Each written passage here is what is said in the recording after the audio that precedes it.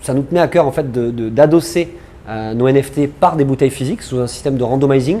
C'est qu'on peut autant avoir une cuvée Bitcoin, donc c'est une édition limitée que j'ai lancée au sein de cette société de négoce toujours, ou alors un château Pape Clément, un château Gros-la-Rose ou un château Cheval Blanc qui sont nos partenaires. Donc ça c'est la deuxième promesse, c'est une bouteille physique. En fait on est en live depuis tout à l'heure.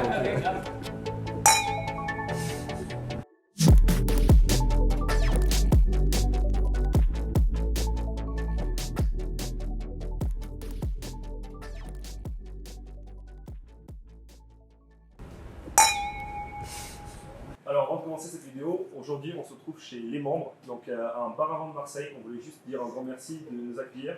On les a appelés il y a 2 heures, ils ont accepté pour avoir cet énorme tournage chez eux. Donc c'était incroyable de leur part, merci beaucoup. Vous pouvez retrouver leur adresse directement dans la description. Bon visionnage. Bonjour tout le monde.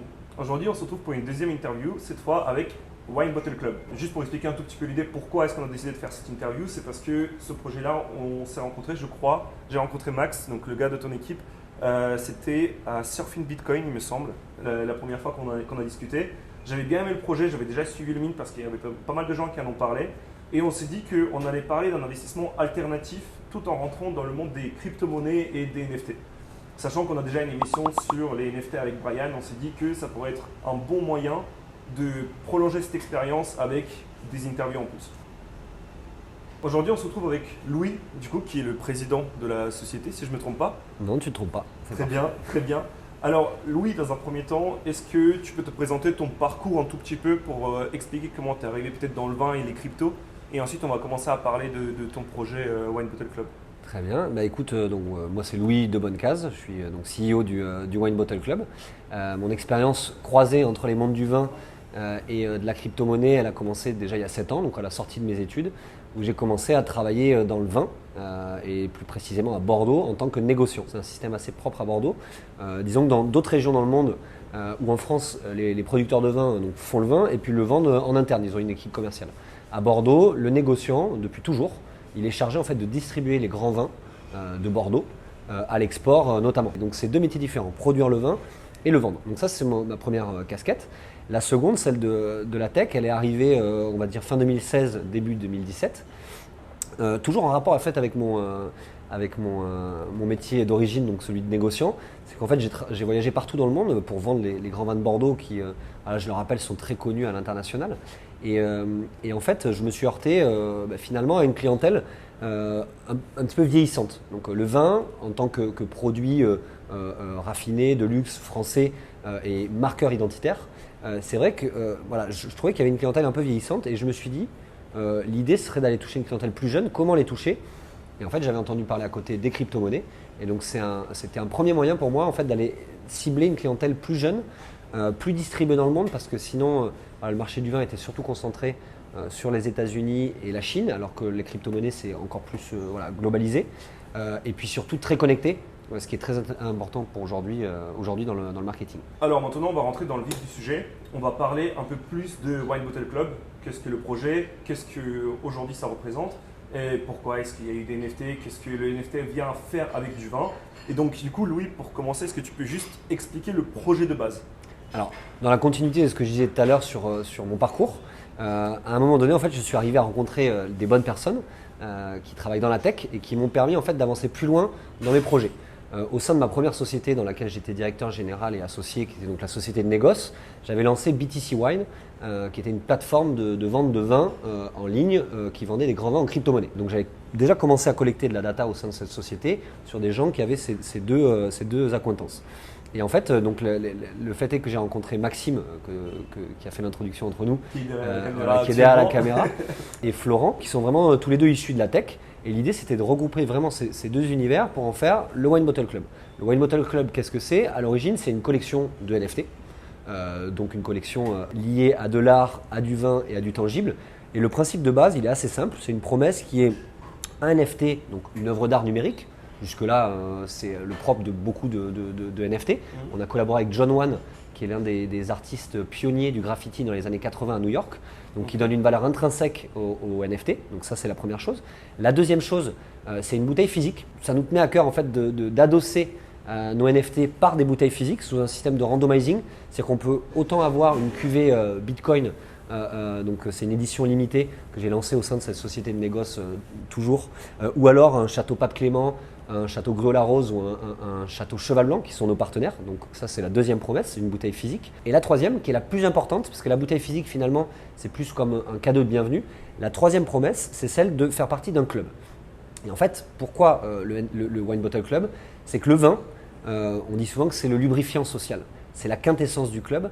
Et en fait, créer un club autour du vin, donc, notamment au travers des NFT, c'est quelque chose qui avait beaucoup de sens pour nous. Et c'est l'objectif d'avoir un club et donc des avantages liés au vin, au Web3 et à l'univers du luxe en règle générale. Aujourd'hui, la plupart des collections de NFT, ils n'ont pas de siège, ils n'ont pas de forme juridique en tant que telle. Ou alors, c'est des DAO où les votes sont représentés à travers le nombre de NFT que tu détiens. Donc, un NFT égale un vote. Aujourd'hui, ton entreprise, donc Wine Bottle Club, ça a quelle forme? Alors Wine Bottle Club, comme beaucoup de collections NFT au départ, c'était un projet. Donc c'est en tant que tel qu'on en parlait. Ensuite, c'est devenu donc une entreprise. Aujourd'hui, voilà, notre entreprise est enregistrée au registre du commerce en France depuis avril. Et petit à petit, en fait, de manière automatique, on migre vers une DAO. Puisque dans notre club, en fait, tout le monde a la parole et on en parlera un petit peu par la suite, mais on a des projets d'extension où en fait on va créer des cellules dans lesquelles en fait l'autonomie va venir de manière naturelle. Donc c'est un petit peu le mélange de tout ça. On est constamment en train de faire des projets, donc on reste un projet, on est une entreprise et puis une DAO. Et pour clôturer sur tout cet aspect juridique un peu en entreprise, parce que toi aujourd'hui tu occupes le rôle du CEO au sein de cette entreprise, concrètement tu fais quoi? Parce que comme Sizi l'a dit, la plupart des CEO ne devraient rien faire.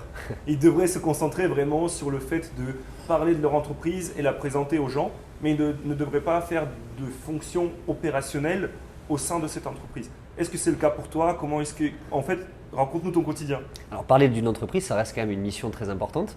Moi je dirais qu'il y a trois choses importantes pour un CEO. C'est transposable, c'est mon expérience et je pense qu'on peut la transposer à beaucoup d'autres CEO dans d'autres boîtes. Premièrement, c'est celui d'être un chef d'orchestre. J'ai envie de dire, je dois avoir la vision la plus transversale possible, mais le CEO doit aussi s'entourer d'excellents éléments. La deuxième, c'est le chanteur, donc comme disait CZ, c'est-à-dire représenter l'entreprise. Aujourd'hui, à travers des réseaux sociaux évidemment, on sent que les gens aiment, et c'est pour ça d'ailleurs qu'on est Docs, donc qu'on est connu et qu'on a révélé nos visages, contrairement à d'autres projets NFT, depuis le début, parce que les visages sont très importants. Donc aujourd'hui, en tant que chanteur, j'incarne le visage de l'entreprise, mais comme tout chanteur, je ne suis rien sans mon batteur et mon guitariste. Donc encore une fois, on revient sur cette idée de cohésion. Et troisième point, qui va plutôt vraiment s'appliquer à notre univers qui est celui du vin, c'est qu'aujourd'hui le Wine Bottle Club il est à cheval entre deux univers qui sont très antinomiques au premier abord, c'est-à-dire le milieu du vin, plutôt très traditionnel avec ses codes, et de l'autre côté le milieu de la tech, du Web3, un peu plus moderne. Et en fait aujourd'hui, moi je viens vraiment entre les deux, dans la vulgarisation finalement, que ce soit d'un côté ou de l'autre. Donc voilà mon rôle aujourd'hui en tant que CEO, et ça me plaît beaucoup et on prend beaucoup de plaisir à faire ce qu'on fait. Voilà, notamment parce que l'univers est sympa, l'écosystème est très chouette et qu'on a une bonne équipe. Maintenant qu'on a clôturé un peu tout cet aspect entreprise, l'aspect pour comprendre un peu le fonctionnement, on va parler de la collection en elle-même. Parce qu'il y a eu déjà le premier mint. Alors, je ne me rappelle plus de la quantité de bouteilles qui devaient être vendues pendant ce premier mint, qui était disponible. Alors, qui était disponible à l'origine, c'était plus de 4000 NFT. Alors, on a 1381 NFT, si je ne m'abuse, qui ont été mintés aujourd'hui. Le mint a été arrêté en fait le 1er juin, on a lancé le 1er juin. Et on a fait déjà en 24 heures la grande majorité de nos ventes. Ensuite, on a eu, avec un système de referral, encore quelques ventes résiduelles. Mais on est aujourd'hui à 1381 NFT mintés. Et le club va se limiter à 1855. Donc on réalise un dernier mint de environ 400, un peu plus de 400 NFT qui aura lieu le 3 novembre. Alors ma question c'est, qui peut être une question un peu chiante aussi à répondre, c'est est-ce que vous êtes déçu par rapport au fait que tout ne s'est pas vendu? Et ensuite, est-ce que c'est important pour l'avenir de Wine Bottle Club ou pas? Il y a plusieurs choses. Alors, en effet, on est toujours déçu. On veut toujours faire mieux. C'est normal. Après, pour nous, en fait, ça n'a pas, disons, d'importance. Premièrement, parce que déjà, il faut quand même l'admettre, il faut quand même le souligner. On était dans vraiment un bear market. On l'est toujours, on est plus en range. Mais à l'époque où on a sorti, donc le 1er juin, notre mint, l'Ethereum a perdu plus de 100 $, je crois, et il était déjà en chute libre. Donc dans un bear market, je dirais pas qu'on est déçu, on est même très content de ce qu'on a fait. Et d'ailleurs, la sphère crypto a su le reconnaître et on était très content de ça. Ensuite, je devrais dire que nous, on n'est pas un simple projet NFT comme j'ai pu l'expliquer avant, et on n'a pas forcément cette problématique du sold out à tout prix. C'est vraiment une mécanique qui se retrouve, alors c'est des mécaniques Web3, c'est des mécaniques de vente flash, on n'a rien inventé dans le Web3, mais le fait de ne pas faire sold out pour nous, ça n'a pas d'importance parce qu'on a beaucoup d'autres projets après dont on parlera. Voilà, nous l'idée c'était de créer une communauté. C'est notre objectif, c'était notre objectif et il a été réalisé. On a créé la plus grande communauté dans le Web3 et dans le vin. Qu'on n'ait pas fait sold out, c'est pas important. Aujourd'hui, on va réduire le club justement pour avoir un mécanisme vraiment de rétention et de diminution de la supply. Donc aujourd'hui, non, c'est pas une déception, c'est même plutôt une réussite. On est très content. Ouais, je pense aussi c'est compréhensible dans le bear market le fait de ne pas vouloir tout vendre ou de vendre qu'une partie et ensuite garder cette cohésion entre les membres de la communauté si tu veux vraiment construire une communauté. Parce que si c'était juste, c'est justement, on en avait parlé dans notre dernier NFT avec Brian, si tu es juste un artiste ou une personne qui veut juste toucher de la crypto-monnaie en vendant tes œuvres ou tes produits ou autres, c'est une chose. Mais là, on a quand même un but qui va beaucoup plus loin que juste se limiter à vendre les bouteilles de vin et distribuer ces bouteilles de vin ou alors les garder dans vos caves. Je trouve que si c'est important à le noter. Tout à fait. Et en fait, ce qui est important aussi dans le Web3, on pourra en discuter après dans l'aspect communautaire, qui est vraiment celui qu'on a choisi dans le Web3. Le Web3, c'est le web de la confiance. Nous, on aurait pu faire par exemple de la traçabilité de la bouteille. On a vraiment choisi cet aspect communautaire qui se prête très bien au club et au vin. Et en fait, ce qui est très important, c'est que nous, dans ces 1381 membres, qui sont des investisseurs, donc qui font partie aussi de notre entreprise, c'est que les gens c'est une communauté qui est très engagée. Et c'était très important pour nous. Donc, on préfère avoir 1380 holders et pas 4000, mais qui soient très engagés comme ils le sont aujourd'hui. On peut voir ça dans nos metrics. On a très peu de NFT qui sont à la vente. Notre floor price est bien tenu par rapport à NFT and Reveal. Donc là-dessus, non, il n'y a aucun problème et on est même très content de notre communauté. Et on en parlera, je pense, un petit peu après en développant, mais on axe beaucoup notre communication et notre club autour d'événements IRL. Alors évidemment, comme tout le monde, on a des projets métaverses, etc. Mais ce n'est pas le but. Nous, pour l'instant, ce qu'on veut, c'est ramener le virtuel au tangible en créant des événements. Donc, on a fait un gros event de lancement, par exemple. On fait des événements un peu plus petits où on va inviter des membres de la communauté, qui soient des stars de la NBA, parce qu'on a des stars de la NBA dans notre club, ou de la Ligue 1, ou quelqu'un de tout à fait normal. Voilà, notre but, c'est vraiment de rassembler les gens autour de vrais événements, d'événements IRL, parce qu'on a remarqué qu'en fait, cet écosystème, il est extrêmement riche, parce que dans nos soirées, nous, on rencontre des gens qui sont policiers, des gens qui sont dans l'influence, des gens qui sont médecins. Et c'est très important, notamment après le Covid, de rencontrer les gens vraiment en vrai. Donc, c'est ce qu'on essaye de faire. En fait, quand tu me parles de votre projet, de cet aspect communautaire, ça me fait penser un peu à la collection de Bored Ape Yacht Club. D'ailleurs, Wine Bottle Club, c'est signé par Club, on a aussi cette similitude. Est-ce que vous êtes inspiré de ce projet ou pas du tout? Parce que tu me parles de vouloir créer des événements IRL, c'est ce qu'ils font également. Mais le truc avec les Bored Ape, la promesse qui avait été donnée, c'est que vous allez rencontrer des gens connus. Là, c'est plus le partage d'expérience et le fait de rajeunir aussi la population qui s'intéresse au vin, qui s'intéresse à ce milieu. Est-ce qu'il y a eu de l'inspiration par rapport à cette collection ou pas du tout? Donc les Bored Ape, c'est top ce qu'ils ont fait. Ils ont axé certainement leur communication autour de ça, autour de vous allez rencontrer des stars, etc. La différence, c'est que nous, en fait, le vin, et c'est ce que je disais tout à l'heure, en tant que lubrifiant social, que quintessence du club, c'est qu'en fait, les gens viennent naturellement, et en fait, on se rend compte qu'il y a beaucoup de stars, notamment, parce que nous, on a des stars dans notre club, qui viennent naturellement parce qu'elles aiment le vin. En fait, le vin, c'est déjà un club. Au sens que, par exemple, si tu rencontres quelqu'un, que ce soit une star ou pas d'ailleurs, qui a dégusté le même vin que toi, mais en fait, on fait partie finalement du même club.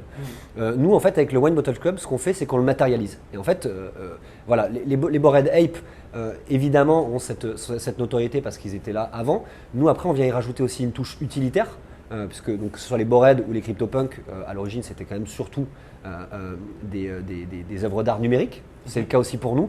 Mais l'idée c'est de commencer à aller vers là où à mon avis vont aller les NFT, c'est-à-dire vraiment l'aspect utilitaire du NFT. Et en l'occurrence nous, voilà, il y a beaucoup d'applications possibles, on peut en parler juste après. Alors aujourd'hui, si tu veux investir dans le vin ou si tu veux déguster le vin, tu n'as pas besoin de passer par des NFT. Tout le monde le sait, aujourd'hui tu vas dans un supermarché ou chez un caviste ou dans un endroit comme on est actuellement, tu peux déguster le vin, tu peux en acheter et tu peux en avoir à tout moment. Mais par contre, du coup, votre aspect NFT se rajoute à ce secteur qui est quand même, comme tu as dit, assez ancien. Moi, j'aimerais entendre des histoires sur la performance d'investissement dans le vin. Si tu as des métriques à me donner, des choses à raconter par rapport justement à l'investissement, parce que c'est aussi considéré comme un investissement alternatif aujourd'hui. Est-ce que tu as des choses à dire sur ça? Ouais, tout à fait. Alors c'est un investissement alternatif, c'est un investissement qui est un peu un investissement de niche. Donc il y a pas mal de paramètres, d'ailleurs que nous au travers du Wine Bottle Club, dans les avantages justement, on va former les gens, que ce soit sur le wine tasting et sur le wine investment. En fait, ce sont deux choses très différentes. C'est un peu le risque aussi du vin en tant qu'investissement, c'est que c'est l'un des seuls investissements qu'on peut boire. Donc déjà, si je devais donner un conseil pour l'investissement dans le vin, c'est pas d'avoir les bouteilles à proximité. Ceci étant dit, dans les performances du vin, en règle générale, si on prend un indice connu du cours du vin qui s'appelle l'IVEX, c'est des brokers anglais, la performance classique des grands vins, s'ils prennent un index en fait, des 100 vins les plus connus, notamment les vins de Bordeaux, qui font partie de cet index, c'est une performance qui va être de 8% annuel. Voilà. Donc c'est pas un rendement on appelle ça un peu un rendement de papy, ou de papa, je ne sais pas comment on dit, mais donc c'est des investissements qui sont pas forcément très lucratifs et ils nécessitent d'avoir une bonne connaissance. Ensuite, même dans le vin, en fait, on peut, comme tu dis, investir dans des bouteilles, etc. Il y a deux choses. C'est que quand tu investis dans une bouteille, déjà, il faut pouvoir la stocker. Donc, il faut pouvoir avoir des bonnes conditions de stockage, etc. Aujourd'hui, quand tu passes par des négociants ou autres, il y a des grands entrepôts qui servent. En fait, nous, aujourd'hui, les bouteilles du Wine Bottle Club, elles sont stockées dans un entrepôt sous douane avec une hygrométrie qui est régulée, etc. Donc, il y a cet aspect-là aussi. C'est un produit physique. Donc, il faut, et surtout, c'est un produit qui est fragile, que ce soit en termes d'humidité, en termes de variation de température. Donc, il y a cet aspect-là. Ensuite, l'autre aspect qui va être intéressant à développer, c'est en fait l'accessibilité. Aujourd'hui, si je veux investir dans un actif alternatif, que ce soit d'ailleurs le vin ou les montres ou autre, déjà, peut-être que je n'ai pas les moyens d'aller acheter une Rolex Daytona ou un Château Lafite Rothschild. Donc, ce que va apporter le NFT ou le Web3 et la crypto-monnaie en règle générale, ça va être la possibilité de fractionner déjà. Et deuxièmement, c'est qu'en fait le NFT, pour moi aujourd'hui, c'est un peu comme une porte d'entrée dans l'investissement. C'est-à-dire que c'est un outil qui est facile. On a galéré pendant des années avec la crypto-monnaie, etc. C'est quand même un milieu de poilus. Aujourd'hui, les NFT avec ce côté artistique, avec ce côté collection, on sent quand même qu'il y a, alors il n'y a pas encore l'adoption de masse, évidemment. Quand on dit NFT dans la rue, tout le monde ne l'entend pas. Mais il y a ce point d'entrée. Voilà. Et pour le vin, c'est une possibilité. Voilà. Ouais, et je trouve que dans le milieu des NFT, on a aussi beaucoup de variétés. Ça veut dire, comme tu as dit, tu as des artistes, des designers qui vont juste s'intéresser aux NFT, pas en tant qu'investissement dans la crypto-monnaie, mais en plus de ça, juste au fait d'exposer leur art, quelque chose qu'ils ne pouvaient faire qu'à travers les réseaux sociaux avant et gagner de l'argent avec ça. On remarque également que dans les NFT, on a beaucoup plus de femmes que par rapport aux événements crypto. Et je pense que c'est aussi assez intéressant de passer par le vin pour toucher un public encore plus diversifié. Tout à fait, et surtout qu'en plus, et c'est un peu je dirais la fin de ma réponse, c'est que le Web3, en tout cas le marketing qui est autour du Web3, va permettre justement à des gens d'aller connaître ce type d'investissement, ou même pas forcément, on ne parle pas forcément d'investissement même pour le vin, mais juste en tant que passion, de se dire tiens, il y a des belles choses à faire, alors que ce soit en termes de valorisation, si on achète une belle bouteille, ou même tout simplement en termes de curiosité. L'écosystème du Web3, il est très curieux.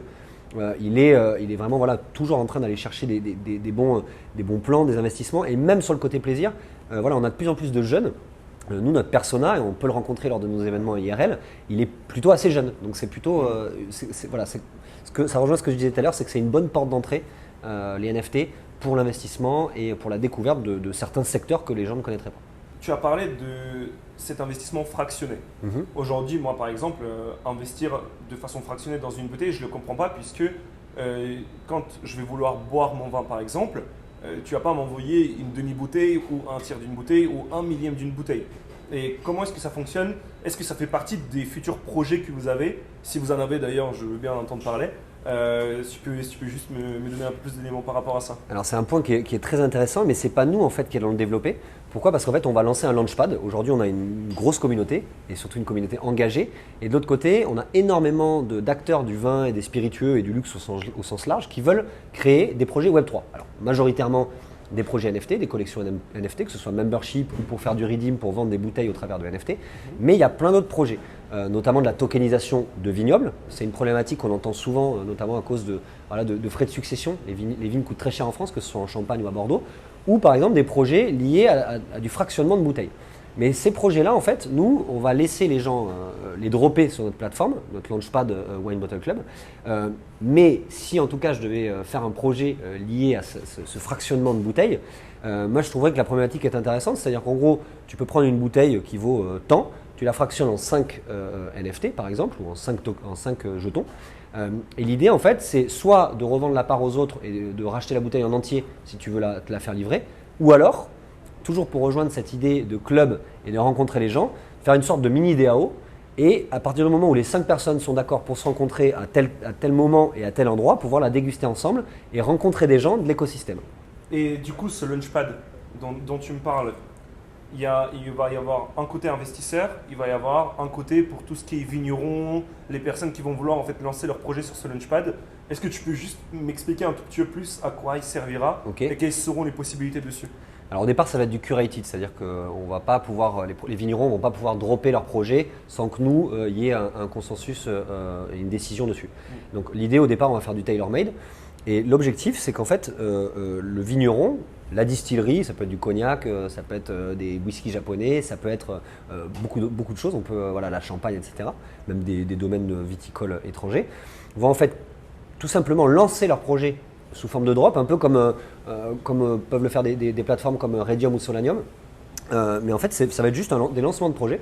Notre communauté, évidemment, en tant que détenteur du Wine Bottle Club NFT Genesis, donc notre première collection de NFT dont on a parlé, aura des accès privilégiés à ce Launchpad. C'est-à-dire que dès qu'il y aura un drop d'une propriété viticole ou d'un whisky ou d'un cognac, il y aura évidemment, avec un système de loterie, une chance supérieure.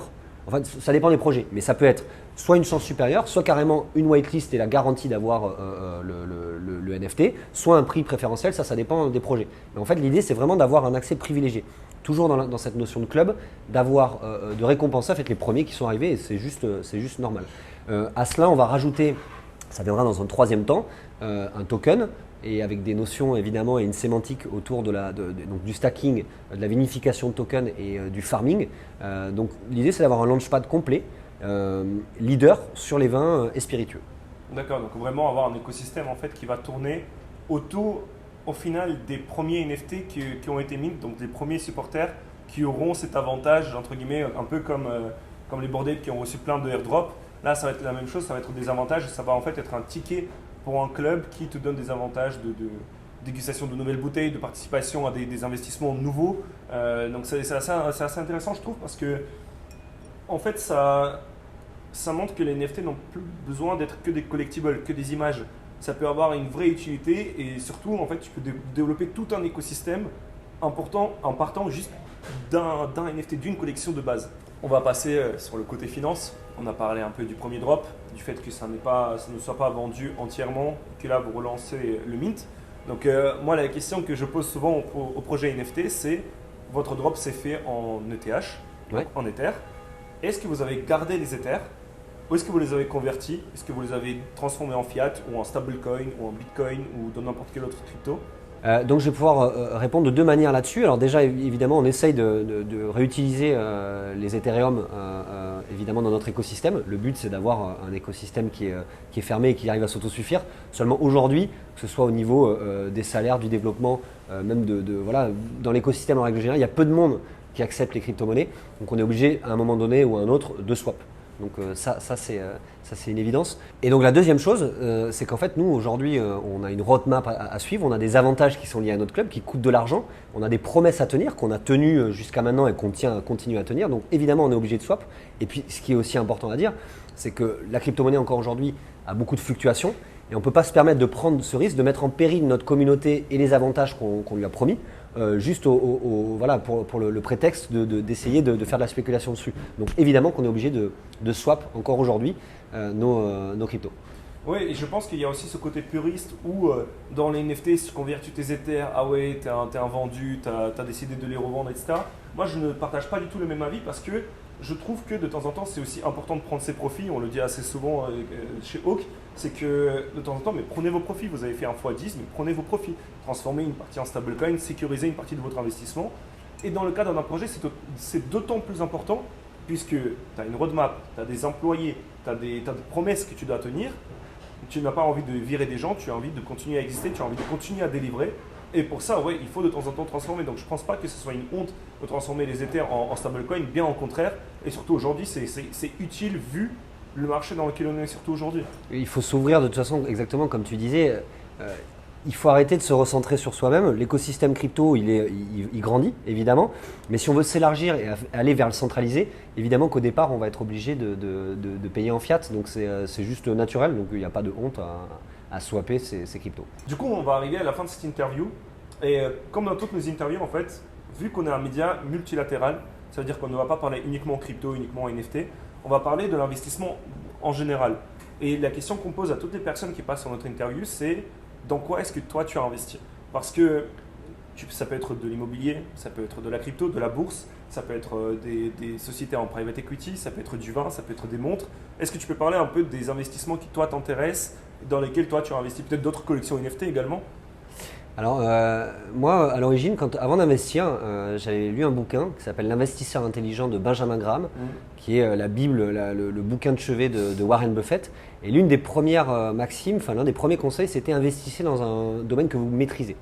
Donc en fait, moi, l'un des investissements que j'ai fait, après j'en ai d'autres, mais l'un des premiers investissements que j'ai fait, c'était celui d'investir dans le domaine que je maîtrisais à l'époque et que je maîtrise toujours, qui est celui du vin, mais pas dans les bouteilles physiques. En fait, j'avais entendu dire que les vignes en Angleterre étaient en train de devenir aussi qualitatives que celles de la Champagne. Donc, il ne faut pas goûter les vins rouges anglais ou les vins blancs, mais plutôt les sparkling, donc les vins effervescents qui sont très bons. Et en fait, je me suis dit, bon, avec le réchauffement climatique, etc., il y a peut-être quelque chose à faire. Et donc, c'est tout naturellement que j'ai investi. À l'époque, ça s'appelle Gusbourne et Chapel Down PLC, c'est des penny stocks. Donc j'ai pris les parts en fait dans des vignes anglaises. Donc ça c'est un truc qui est important, je pense, investir dans des domaines qu'on maîtrise et qu'on comprend. On le répète assez, c'est le fameux Dior de l'écosystème crypto. Toujours bien faire ses recherches avant d'investir et puis maîtriser un minimum quand même ce dans quoi on investit. C'est pas subir un FOMO en se disant ok je vais rater un truc. Non, prends ton temps avant d'investir. Ensuite, non, moi en tant que on pourrait croire que je suis comme beaucoup de mecs dans le Web3, vraiment dans le virtuel, etc. Et pour autant, je suis passionné de pêche, j'aime bien les choses très tangibles, la nature, etc. J'aime bien les choses qui se touchent. Donc le vin, évidemment, puis les métaux précieux. Donc j'achète un peu de métaux précieux parce que c'est un actif anti-crise. Je pense qu'avoir un combo crypto-monnaie, au sens large du terme, mais surtout les plus connus, évidemment, Bitcoin, Ethereum, et des métaux précieux, je pense que c'est des bons actifs anti-crise. Après, les crypto-monnaies ont peut-être moins d'ancienneté pour le Bitcoin. En revanche, les métaux précieux, Rome s'est fondé sur l'or, aussi en termes de temporalité ou en termes de géographie. C'est-à-dire qu'aujourd'hui, si tu vas au fin fond de l'Amazonie voir un peuple qui vit en autarcie, tu leur montres de l'or ou un mec de la City, l'or en fait ça résonne pour tout le monde. Donc c'est pour ça que moi les métaux précieux c'est un truc dans lequel j'ai investi. Donc voilà, moi j'aime bien les choses tangibles. Et puis après, dans mes objectifs de vie, ce serait d'acheter ce que j'avais lu d'ailleurs, je crois non c'est pas vu, c'était dans le Loup de Wall Street, je crois à la fin, où il dit aujourd'hui, je sais plus le nom de l'investisseur, il dit maintenant j'investis dans l'eau. En fait, on est constamment en train de chercher quel va être l'investissement de demain, en se disant ah ouais non mais c'est trop facile d'acheter de l'immobilier au Pays Basque, tout le monde savait que ça allait prendre de la valeur. Ah ouais non mais le Bitcoin, mais évidemment tout le monde savait. Donc aujourd'hui, la question qu'il faut se poser, c'est quel est l'investissement qui dans 10 ou dans 20 ans sera aussi évident que ces investissements-là, où on se dira putain c'était évident. Moi je pense que des choses comme le bois ou des choses comme l'eau, donc acheter peut-être une source d'eau, du physique encore, du tangible, c'est peut-être une piste intéressante. Mais je ne dis pas que je ne suis pas dans la collapsologie pure. Je pense qu'il va y avoir une sorte de mariage entre un univers vraiment très tech, des métaverses, etc. Mais il ne faut pas oublier vraiment le tangible. C'est pour ça que moi j'investis dans le tangible d'un côté et puis dans le Web3 de l'autre. Du coup, l'idée de cette interview, c'est de finir un peu sur une question ouverte. Et la question ouverte va porter sur les NFT. Parce qu'aujourd'hui, le vin, on sait, c'est bon, on aime, et tu essaies de rajeunir ça. En quoi les NFT représentent une opportunité pour toi, puisque tu passes par les NFT pour démocratiser le vin? En quoi les NFT vont marquer la différence? Pourquoi les NFT? Et quel avenir penses-tu les NFT vont-ils avoir dans les années à venir? C'est-à-dire que déjà, voilà, il y a un avenir qui est florissant pour moi, mais de manière très pragmatique, c'est ce que je disais tout à l'heure, c'est vraiment que le NFT, c'est une porte d'entrée qui est assez simple à comprendre, au-delà voilà, de l'aspect blockchain, l'aspect technique. Pour revenir nous à notre collection, le Wine Bottle Club, on a en fait réussi à targeter deux cibles qui sont très différentes. On a 70% de notre mint qui a été fait en crypto, donc avec des gens plutôt issus du Web3 qui vont s'intéresser au milieu du vin et que nous on va devoir former au milieu du vin. Et puis de l'autre, 30% qu'on a minté en fiat, donc des gens qui ne sont pas dans le décentralisé mais plutôt dans le centralisé et qui vont en fait venir eux apprendre plutôt le Web3. Donc en fait, c'est une formidable porte d'entrée et c'est moins, ce que je disais tout à l'heure, c'est moins poilu peut-être que certaines crypto-monnaies, etc. Ça rend les choses plus accessibles, notamment au travers des réseaux. Les NFT sont très visuels. Et c'est vrai que les réseaux sociaux aujourd'hui utilisés par les jeunes, c'est TikTok, c'est Instagram, Twitch évidemment aussi. Mais donc il y a cet aspect visuel qui pour moi est très intéressant et donc ça va œuvrer pour la démocratisation de la crypto-monnaie et du Web3 en règle générale. Alors déjà, merci Louis pour cette interview. Moi, je trouve ça super intéressant parce que même la question que je t'ai posée sur ton investissement, je m'attendais à ce que tu me dises « Ouais, j'ai de la crypto par-ci, j'ai de la crypto par-là, j'ai déposé dans les protocoles. » Tu me parles des vignes en Angleterre qui, à cause du réchauffement climatique, prennent de la valeur. Je trouve que c'est super intéressant et je trouve que c'est aussi le domaine alternatif d'investissement dans le vin et le combiner au NFT en fait en combinant deux niches différentes. Je trouve ça super cool et je trouve ça super intéressant. Du coup, merci une fois plus au bar à vin qui s'appelle Les Membres à Marseille. On vous mettra leur adresse dans la description, qui nous ont accueillis alors qu'on les a appelés il y a 2 heures. En tout cas, c'est super cool de leur part. Merci Louis pour cette interview. Merci à Wine Bottle Club. Merci à toi. Et puis, on se retrouve bientôt. Abonnez-vous si vous voulez. Et on vous met les liens de Wine Bottle Club dans la description, évidemment. Merci. Chin. Pour faire un reel.